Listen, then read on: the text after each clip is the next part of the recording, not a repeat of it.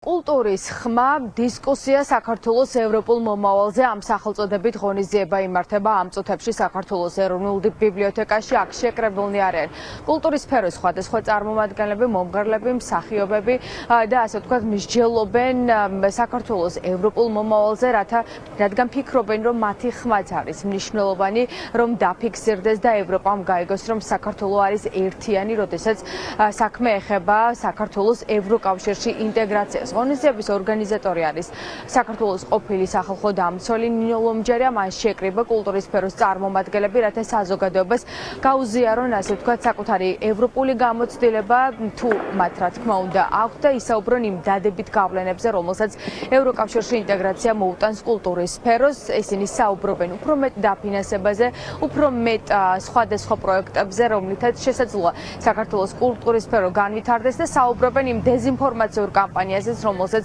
ბოლო პერიოდში საკმაოდ აქტიურად არის საუბარი, რომ შესაძლოა ევროკავშირში ინტეგრაციამ საქართველოს კულტურას, ასე ვთქვათ, იერსახე დაუკარგოს და შეცვალოს, რაც ტყუილია. ყოველ შემთხვევაში ასე საუბრობენ კულტურის სფეროს წარმომადგენლები და ამბობენ, რომ ეს ნიშნავს უფრო მეტ შესაძლებლობას საქართველოს კულტურის სფეროსთვის განვითარდეს და სწორედ ამიტომაც ცდილობენ დააფიქსირონ კულტურის ხმა ევროკავშირში ინტეგრაციის პროცესში.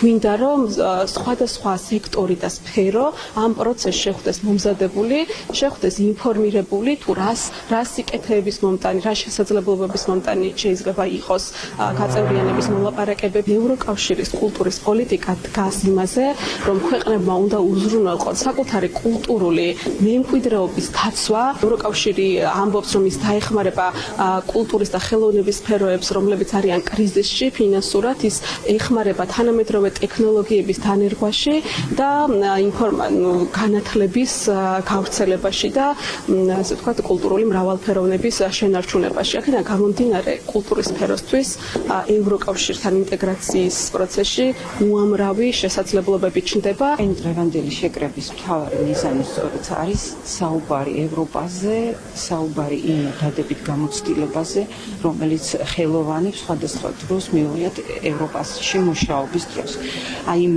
დაუშვათ იმ არასასიამოვნო მითების და დეზინფორმაციის საპირწონედ თავისი პირადი გამოცდილება, რომ ალბათ ეს ყველაზე მთავარია და ეს ყველაზე მეტად გაფანტავს ეჭვს, გაფანტავს შფოთს და რაღაცა დადებით მას შექმნის დღის წესრიგს საზოგადოებაში. კულტურის სფეროს წარმომადგენლები ჩანაწერს გააკეთებენ ჩანაწერთა წიგნაკში, სადაც დააფიქსირებენ საკუთარ პოზიციას და სთხოვენ ევროკავშირს და ევროპულ საბჭოს მიანიჭონ საქართველოს კანდიდატის სტატუსი. აღნიშნულ ჩანაწერთა წიგნაკში საქართველოს მოქალაქეების პოზიციები არის დაფიქსირებული სხვადასხვა სფეროდან. რიგითი მოქალაქეების და ახლა უკვე კულტურის სფეროს წარმომადგენლები გააკეთებენ ჩანაწერებს და სთხოვენ ევროკავშირს მოგვენიჭონ კანდიდატის სტატუსი. აღნიშნულ ჩანაწერთა წიგნაკს კი უკვე შემდეგ 5 დეკემბერს ევროპარლამენტში წაიღებენ, რათა ევროპამ დაინახოს, რომ საქართველო არის ერთიანი და საქართველოს უდიდესი უმრავლესობის სურვილია, რომ საქართველო გახდეს ევროკავშირის წევრი.